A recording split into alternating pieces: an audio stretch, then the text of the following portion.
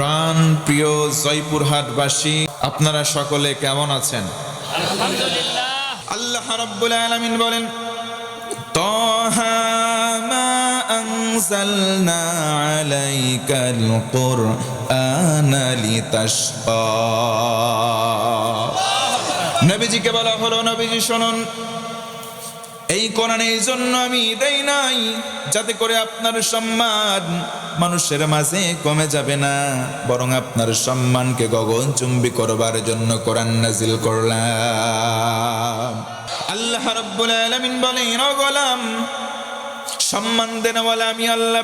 আবার যদি বেইজ্জত অর্থাৎ অপমান করি তাও হলাম আমি আল্লাহ। পড়েন সুবহানাল্লাহ।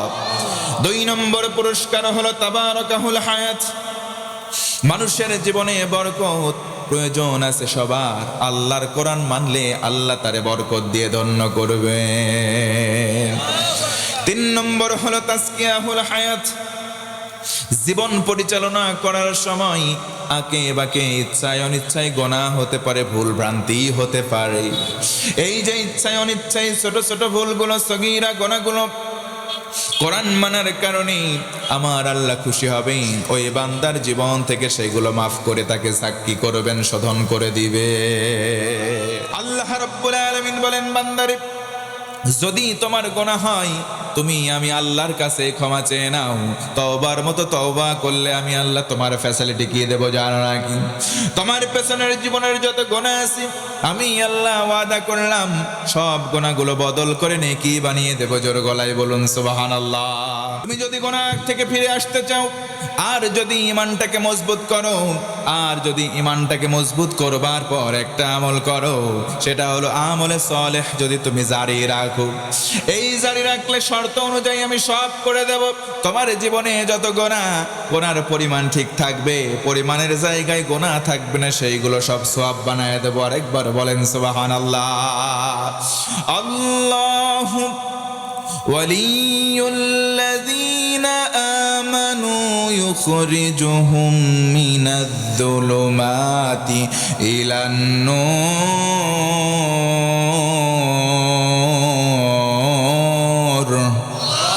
আমার আল্লাহ বলেন, ও গোলাম, আমি আল্লাহ, তুমি যদি মুমিন হও, তুমি যদি ইমানদার হও, তোমার বন্ধু হব, তোমার ওলি হব, তোমার অভিভাবক হব, তোমার হাত চেপে ধরবো আমার কুদরতি হাত দিয়ে।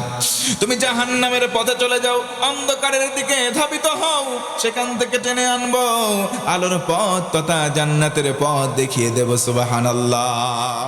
আল্লাহ রাব্বুল আলামিন বলেন, মাসালুল লাযীনা ইউনফিকুনা আমওয়ালাহুম ফি সাবিলিল্লাহ। ঘুমায় গেলেন নাকি? জোরে কোন আল্লাহু আকবার। যারা আল্লাহর পথে দান করে, ওই 1 টাকার দান 1 দিরহামের দান আল্লাহ পাক বাড়াতে বাড়াতে 700 গুণ পর্যন্ত বাড়ায় দেন। জোরে বলুন সুবহানাল্লাহ। তাফসীরে মুফাসসির উল্লেখ করেন, তুমি বেকার হয়েছো, তোমার পকেটে আছে 10 টাকা, সেখান থেকে তুমি কিছু অংশ দান করে দাও। 1 টাকা দান করলে 700 গুণ কমপক্ষে দুনিয়া অথবা আখিরাতে আল্লাহ ফেরত দেবেনই দেবেন। জোরে গলায় সুবহানাল্লাহ। কেউ কেউ দুনিয়াতে ফেরত পেয়ে যায়, আর যারা পায় না একটু সবর ধরার দরকার। এই যে সবর আর নামাজের মাধ্যমে আল্লাহর কাছ থেকে চাইতে হবে। আস্তাঈনু বিস-সাবরি ওয়াস-সালাহ। নামাজের মাধ্যমে আর ধৈর্যের মাধ্যমে চাইবা তোমরা। ও মুসলমান বলেন, ধৈর্য ধরে নামাজের মাধ্যমে আমরা চাইবো কার কাছে? এই জন্য আল্লাহ রাব্বুল আলামিন বান্দা বান্দিকে বললেন চাইবা ধৈর্যের মাধ্যমে, আর 2 নম্বর হলো নামাজের মাধ্যমে। আমি জানতে চাই জয়পুরহাট এবং নওগাঁর মুসলমান বলেন তো, নামাজ পড়ার দরকার আছে না নাই? একদিন নবীজি সাহাবীদেরকে নিয়ে বসে আছেন, দার্স দিচ্ছেন। পেছন দিক থেকে একজন সাহাবী নবীর কাছে আদবের সঙ্গে আসলেন, একদম কাছাকাছি বসলেন, নবীজিকে আরজ করলেন, মাতাস সাআতু ইয়া রাসূলুল্লাহ। নবীজি, আমি জানতে চাই কিয়ামত কবে হবে? আল্লাহর নবীজি বললেন, মা ইস্তাদাত লাহা, কিয়ামতের জন্য কেমন প্রস্তুতি নিয়েছো সাহাবী আগে আমাকে বলো। কিয়ামত তো সহজ নয়, কথা বলেন ঠিক কিনা? কিয়ামত কঠিন দিন। আল ইয়াউমা নাখতিমু আলা আফওয়াহিহিম ওয়া তুকাল্লিমুনা আইদিহিম وتشهد أرجلهم بما كانوا يكسبون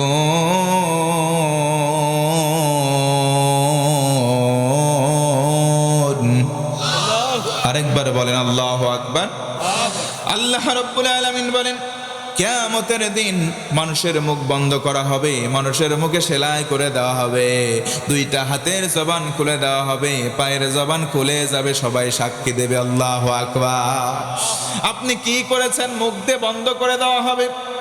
হাত আল্লাহকে বলে দেবে, আল্লাহ এই ব্যক্তিটা কি কি গুনাহ করেছে নাকি কি কি ভালো কাজ করেছে, সব হাত বলে দেবে। পা দিয়ে আপনি কোথায় গিয়েছেন, যাত্রার মঞ্চে গিয়েছেন নাকি কোরআনের মাহফিলে গিয়েছেন, পা দয় আল্লাহর কাছে সাক্ষীর মাধ্যমে সব বলে দেবে। চিৎকার করে বলেন আল্লাহু আকবার। আল্লাহ রাব্বুল আলামিন আরো বলেন, يوم يفر المرء من أخيه وأمه وأبيه وصاحبته وبنيه কিয়ামতের দিন ভাই তার ভাইকে দেখে পালাবে, মা তার সন্তানকে দেখে পালাবে, সন্তানগুলো বাপ মাকে দেখে, বাপ মাও সন্তানদেরকে দেখে পালাবে, স্বামী তার স্ত্রীকে দেখে পালাবে, স্ত্রী তার স্বামীকে দেখে পালাবে। সেই দিনটা বড্ড কঠিন, বরং সবাই সবাইকে নিয়ে ব্যস্ত থাকবে। ও মুসলমান বলেন তো, দিনটা সহজ না কঠিন? সেদিন মুফাসসির উল্লেখ করেন, মা তার সন্তানকে দেখবে জাহান্নামে, মা জান্নাতি হবে। সন্তান এসে বলবে, মা আজকের দিনে একটা নেকি যদি দাও, আমি জাহান্নামের আসামি থেকে মুক্তি হব, জান্নাত পর্যন্ত পৌঁছে যাব গো মা। মা বলবে, কে আপনি? চিনতে পারলাম না। কে আপনি বলেন? ছেলে ডেকে বলবে, মা আমি না তোমার সেই নারী সেরা ধন, তোমার সন্তান। মা বলবে, দুনিয়াতে কিসের সন্তান? আপনি মিথ্যা বলছেন, দুনিয়াতে সন্তান দূরের কথা, দুনিয়ার জমিনে তো আমার কোনোদিন বিয়েই হয় নাই, আমি ছিলাম কুমারী, আমার বিয়ে হয় নাই। সন্তানকে সেদিন দূর দূর করে তাড়িয়ে দেবে জোর গলায় আল্লাহু আকবার। অথচ এই মা 10 মাস 10 দিন গর্ভে ধারণ করলেন, নিজের জীবনটা বাজি ধরলেন একটা সন্তানকে ভূমিষ্ঠ করবার জন্য। কথা বলেন ঠিক কিনা? সাহাবী, সেই দিনের জন্য তোমার আমল কেমন, পুঁজি কেমন, আগে বলো। কিয়ামত কবে কেন জিজ্ঞাসা করলা? নবীজির সাহাবী উত্তর দিলেন, আমার কোনো আমল নাই। লা কাসীরিম মিনাস সালাত, তেমন কোন নামাজ নাই, ওয়ালা মিন সাওমিন, তেমন কোন রোজাও নাই, ওয়ালা মিন সাদাকাতিন ইয়া রাসূলুল্লাহ, তেমন কোন সাদাকাও করি নাই নবীজি। তবে একটা কাজ করছি, ইন্নী উহিব্বুল্লাহ ওয়া রাসূলাহু, আমি আমার কলিজার চাইতে আল্লাহ এবং রাসূলকে বেশি ভালোবেসেছি। সুবহানাল্লাহ। কোন নবীজি বললেন, আর টেনশন নাই, কোনো ভয় নাই। দুনিয়াতে যার সাথে যার মোহাব্বত, তার সাথেই তার কিয়ামত হয়, তার সঙ্গে জান্নাত না হয় জাহান্নাম। এই জন্য যেই মানুষকে দেখলে মনে হয় জান্নাতি, সেই মানুষের সঙ্গে থাকার দরকার আছে না নাই? আর যেই মানুষ মানুষের সম্পদ আত্মসাৎ করে, দেখলেই মনে হয় জাহান্নামী, ওই মানুষের সঙ্গে থাকার কি দরকার আছে? তাহলে বুঝে নেন মুসলমান, সময় একবারে শেষ। যাকে দেখলে মনে হবে লোকটা জান্নাতি, তার সঙ্গে সঙ্গ দেবেন, তার দলে থাকবেন। কথা কন ঠিক কিনা?